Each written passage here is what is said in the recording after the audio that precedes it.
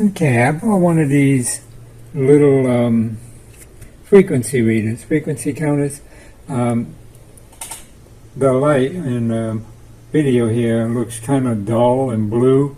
It really doesn't look that way. It's extremely bright green in reality. So it's a great display because what I want to do is put it above my frequency counter here, which just got a dial. I want the actual frequency. I have a frequency counter that is tied to it. And here, let me show you what's going on. There's a few things. So if you bought one of these, there's a few things you need to know. You can get these on, well, this, they sell them on eBay. There's the address there. Quite a long address, right? Sorry about that. My other phone's booting up. Anyway, that's the address, or you could do a search for RF signal frequency counter and it'll probably pop up. And this is the paperwork that came with it. It's a pretty neat little circuit. I'll show you that in a second. But this diagram here of the components is not the same circuit. So if we flip this over, there's the circuit board that's actually in there, and you can see the components. If I move this over here, you can see they do not match. This one has a chip going here and a chip going here and a little chip here. This doesn't have that. It'd be on the left side. The right side is the two capacitors. I got it upside down because that's the way the display works. So yeah, it's different. And then it does have this plug here. Okay, so we can't really go by the documentation because it's wrong. I mean, it shows, the different controls and what they do, but they don't exist in the right place on this. In fact, this one shows push buttons here and there, well, controls rather, potentiometers. And that one shows it too. Shows the same to you, but that's not the circuit that's in this module. However, the specs are probably correct. It's just they updated it, obviously, at some point.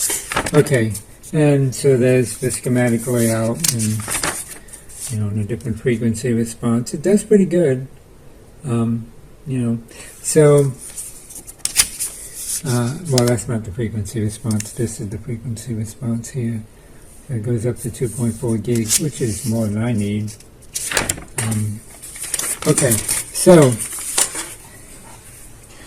what's wrong with it? Well, if I turn on my light here for a second, you get to see how much nicer that really looks. Still, it's not that blue, it's more bright green, and it's a lot brighter. It's not blurry like it is in the camera here. It's really neat. You can see the little dark black spaces in between the parts of the digit. I mean, it's really clear. Okay, I'm at 454.57. This is saying 444.5, and it's pretty close. It's 10%, right? So 444.5 versus 454.5 versus what my scope says. I don't know if you can make that out. It's up there in the yellow. Anyway, it says 454.5. So these are close. That's a little more stable than this is, but it's close enough. I mean, to one digit past the frequency, that's pretty good. However, this 4 is wrong. It should be a 5. So it's 10 kilohertz off. And I think it was just tuned that way by mistake. So I'm going to turn the light back on. So I need to adjust this by 10 kilohertz to get it accurate. So that's what I'm going to do. Let me get it disassembled and hooked up, and let's see if we can do that. Okay, I got it set. And the documentation, though confusing, does work. So how did I do it? Well, I'll show you. First, you got to take all the screws out of the case and get the little clear case off. Then in the back, you have two buttons. They're right here. That's the top button, that's the bottom button when it's standing up. Okay. I did it with my fingernail. So to set the frequency, the number you want to set, right now I'm on megs, right? So this is 454 kilohertz point, and then it does 2 places past whatever you want to be on. So you can set it to megs, you can set it to kilohertz, or you can set it to low frequency. So the first, sorry, I was not lined up there, but this is megs up to the decimal, kilo up to the decimal, and then it does 2 places on the regular frequency. So you push this top button and the 10 meg light lights. Now you can't get past the 10 meg light to the other points unless you change the 10 meg. You do that with the bottom button. If I pushed it again, and I'll go through it, it just goes to if you want the IF to go up, or if you want the low number to go up or down. I didn't mess with any of that. I don't know what it does, and I'm not about to mess with it. But, so starting over. Now we're on the 10 meg. You push the bottom button. Even if you don't want to set the 10 meg, you got to go through it. So the best thing to do is go all the way around and back to 0. Okay. Now when you push the top button again, you can go through the numbers. Now, this is at 0. This was accurate. What was here was 00.010.0, and the 1 was wrong. It needed to be a 0. If I change this up, the number goes down. So like we're at 454 point something, say 455 kilohertz. If I want to make this, if it was off by a factor of 100 kilohertz, and I wanted to drop this down to 3, all I need to do is change that to a 1 with the bottom button, okay, and then cycle through the rest with the top button,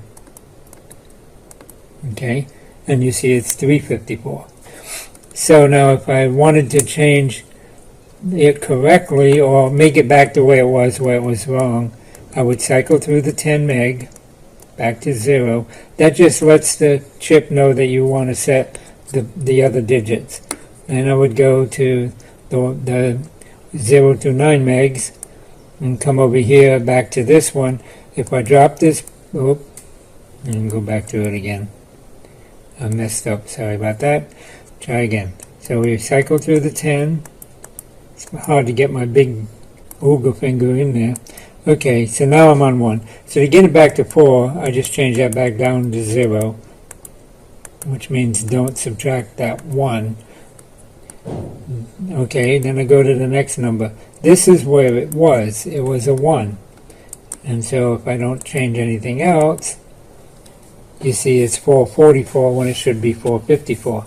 So, go through it again and change this back to 0. Then go to the next numbers, change this back to 0. And the up or down factor of what it does when that's a 1 has to do with what this is set at. No, not that. This could be IF, U or L, and then this is L04. I don't know what these do. The documentation's not great, and I ain't messing with them. Basically, I just want it as a frequency counter meter. So it's already set there. And so there we go, 454 and 454.0. If I turn on my top light, you see I got 454.1 there. Now it's reset, because it's, accurate to a tenth. So 454.13, 12, 454.1. You see this changes too. Not as fast because this one has a control. I can change how fast it changes. I can set how stable it is. Like there, it's very rarely checking it, and if I bring it up, it samples more often. Actually goes more decimal places too. I mean, it's cool, and then it has a reset function. But so 454.14, 454.13. As fast as I can go back and forth, you see the numbers are in sync. And they are in sync, because on here it's changing too, which you can't see there, 454.09, 12. You see it is changing. It is changing. And it is changing here. That really doesn't matter. As long as the second decimal point is pretty standard, I can get this to 455. I can turn up my signal generator. The reason it's so low now is because it got warm. Get close to 0. There we go, 455. So you can change it. Now if I change the band, turn the light back on, if I go up a band, now I'm on the 0.8 to 3 meg band, and you see where I'm at is 1.444, and according to this I'm at 1.444. you see, so it does work. It works fine. And here, this guy here, I don't know what he's showing because I have to reset it. Oh, there we go, 1444.0, 1444.0. That's the points. They don't have a comma, right? So you got to remember that whatever setting, based on the setting you're on, that's either a point or a comma. It's usually point in two places, so that would be a comma, right? So you just got to remember that. If I go up to the next band is, I turn my light on because I'm blind as a bat, 3 to 11 meg, and we're now at 4.86 meg. And there you go, 4.86 meg. So, and there's my frequency counter. So, that's great. That's what we want. And this thing is only so accurate. If I turn the dial here, I can't get them both in the shop because I'm kind of this is far away. Let's see if I move that a little closer there. 1.5, and if I go to 2.0, it's right there. You see? So as I turn the dial, this is working. Let's go up a scale. This is 3 to 11 meg. And I'm on D. So here's 7. Here's 8. Okay, I'm back. So you see it's pretty stable. I'm at, actually, let's see if I can shine a light over there without making this blur out. Oh, that actually helped. Can I get that light to show up there? Yeah. Okay, so you see I'm at 8.1, right? I'm turning the knob by hand, so, and you see it goes up. And so I need a little bit of light on D, so this is 9-ish, and there you go, 8.98, as accurate as I can be with my hand and my eyes. Okay, so it drops out at 10, right there. That's as high as it goes. It drops out around 10 because it doesn't have a decimal place. So yeah, it just drops out at 10. So it's good up to what is that? 10 megahertz. Yeah, 10 megahertz. So it'll do up to 10 megs. Not bad though. For AM, it's fine. And you see, it's pretty dang accurate. 9.990, and I'm probably right there. I don't know. I haven't turned my scope on. This is up next day. Actually, a couple days since I started this video, and had to go work on another project. But okay, so what is this saying? Same thing. 9.989, and this is 9.989. So it's pretty dang accurate scale. It's unfortunate it won't go up to past 10. See if I move this up here, this will read, so I'm at 12. Right? I mean, that'll keep going, but this won't. So 10 megs. Now let's see what the paper, well, before I do that, before I even forget, let me shut all this down. And no, I didn't shut down. Okay, shut this off. I need two hands to unplug that. I probably need to change that to some other kind of adapter. I'll probably use I forget what the voltage spread on this is, but I'll probably use, not a wall wart, but some kind of power supply to drive it rather than a battery. That's just asking for a nuisance when the battery dies at the wrong possible time. So anyway, we found out in the video how to use the buttons to fix the control when they made a mistake with the packaging. The other mistake they made, which was no big deal, is they put these two wires in backwards. Now you'll notice that this plug here, when you're looking at the pin, has the black on the right and the red on the left. Is that yes? Okay, and this one here, when you're looking at the pin, has the black on the left and the red on the white. So they painted them that way so that the one that goes to the battery would be, the black would be on the negative.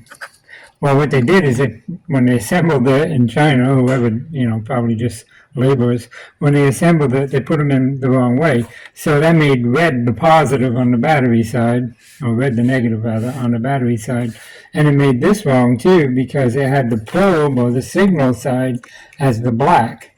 So I just switched them back and that fixed that. So you might want to look at something like that when you buy these things and they come with the wire. Now I noticed that the ones that are on eBay now don't come with the cool little plastic case. Actually, it's pretty thick gauge plastic. It's pretty nice. I got the rest of it there. So when you form it together, it's a nice cool box. They don't sell this version anymore. And the new version may go up higher. I don't know.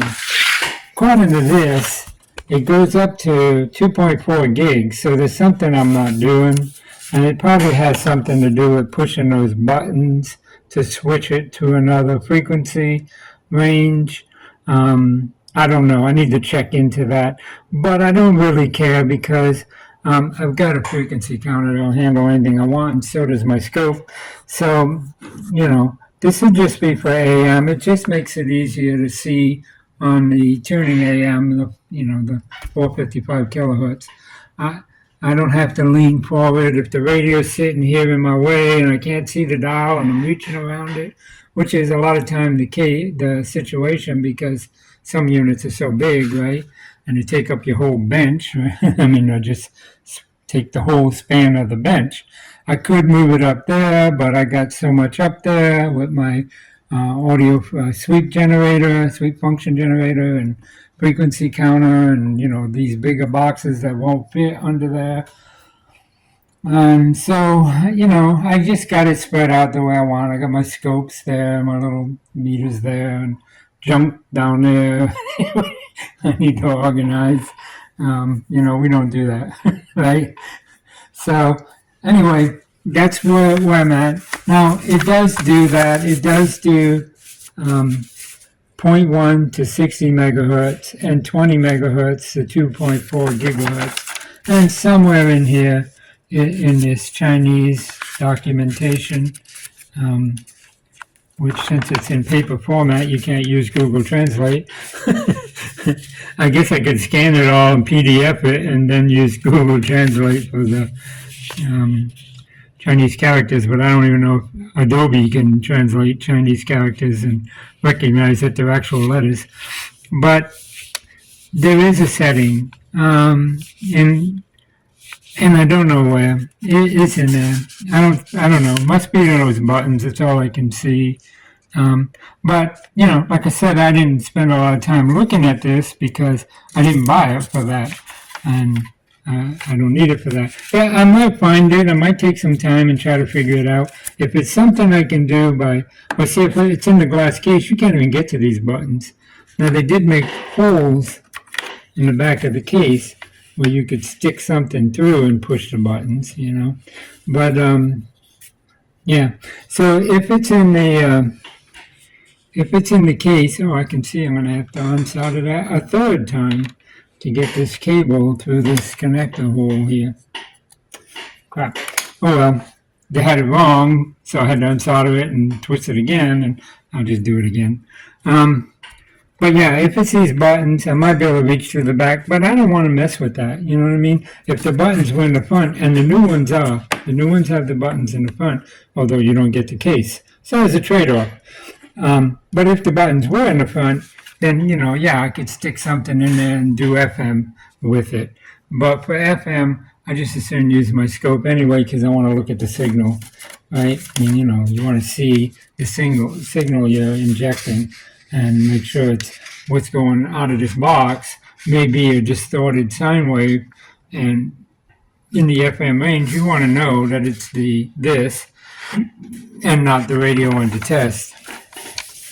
So anyway, there's the block diagram that's talking about is mostly in Chinese. All this blue and red is Chinese. Actually, no, those are numbers. I don't even know what that is. And so much of it is so blurry, you can't make it out. So I would have to translate the green to find out what that says. Why would they do red? That's just dumb. I mean, look how easy it is to read the black, but they use red ink and blurry red ink. But there's something that switches the frequency. So if you do want one of these, this is the range it does. 0.1 to 60 on the low frequency and 20 meg to 2.4 gig on the high frequency. And then it's got an auto frequency ranging. So I would imagine that if I found out how to, sorry for the shakiness, I got some kind of itchy thing. If I could figure out how to switch this to auto frequency ranging instead of L, apparently it's on low, then it will automatically make this switch, and that would be great. So I'm hoping that's the case, and that I don't have to keep pushing to select between low and high. It looks like not. It looks like there is an auto. So there's an L, an H, and an A somewhere on the display. And I'll figure that out. There's the U that we've seen, which is up. Add the IF offset, N for down, subtract the IF offset, upper PB to exit the push button, upper push button. So yeah, lower push button, there you go. Changes between low, high, and auto. So it is on the button, and it's the lower button, which would be, when you're looking from the back upside down, it's this top button, and get it to auto. I'll push that button, set it to auto range, and then I can do AM and FM without having to push any buttons. Anyway, I hope you found this video interesting. These are nice little digital readout displays. They're very clear. The video doesn't show it very well, but they're very clear. And sorry for the bad audio and shaky hands.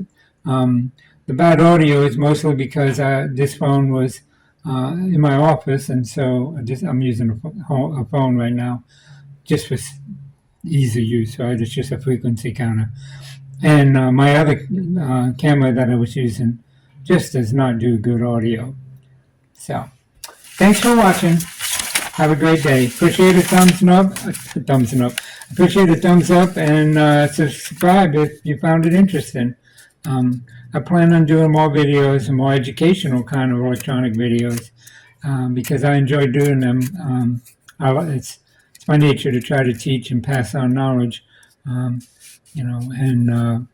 my limited knowledge. But I try to prepare and do some research before I do a video. In this case, not as much as I should have. Anyway, thanks for watching. Bye-bye.